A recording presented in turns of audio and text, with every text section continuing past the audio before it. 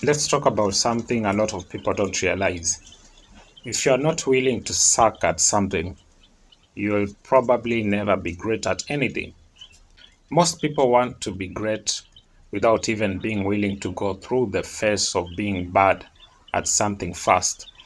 Whether it's a new skill, a career, a relationship, or even managing your finances, people expect results without the struggle.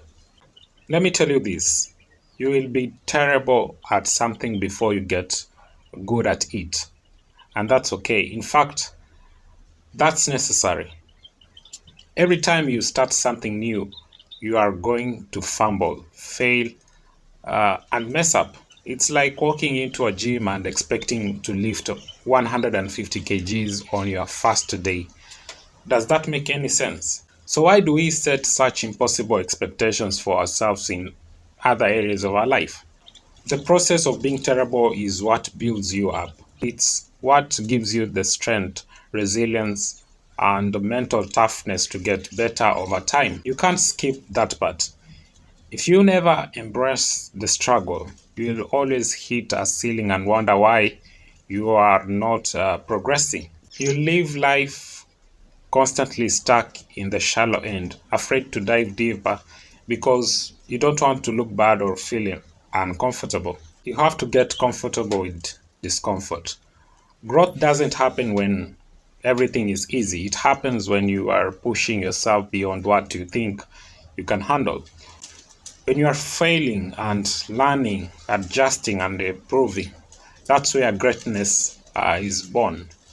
The people who are willing to be bad at something in the beginning are the ones who end up excelling later on. And it's not just about skills or money either. It's about life itself. If you are not willing to struggle in other things, say relationships, figuring out how to communicate and compromise, how will you ever find deep connections? If you are not willing to suck at being vulnerable or expressing yourself, how will anyone ever truly understand you? Here is what happens if you refuse to embrace the process of being terrible at something. You'll probably have a difficult life. You'll get stuck. You'll feel like life is not going your way. Not because it's impossible, but because you are standing in your own way. You are expecting to be perfect from the jump. And when you are not, you quit. That's the trap so many people fall into.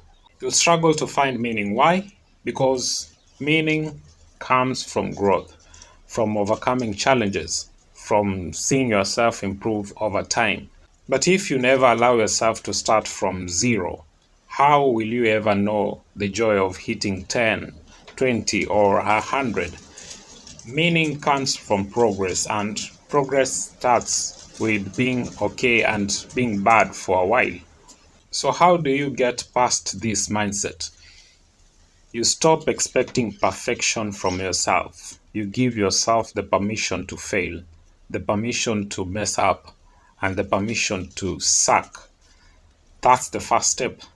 Here is what you need to understand, the struggle is part of the journey, not something to avoid. It's what molds you into the person you need to be to handle success. Whether it's in your career, your personal life, or your passions, greatness is born in those awkward, uncomfortable moments of trying, failing, and getting back up again. You won't lift 150 kgs in your first gym session, and that's okay. Start with the small weights. Start where you are and be okay with being a beginner.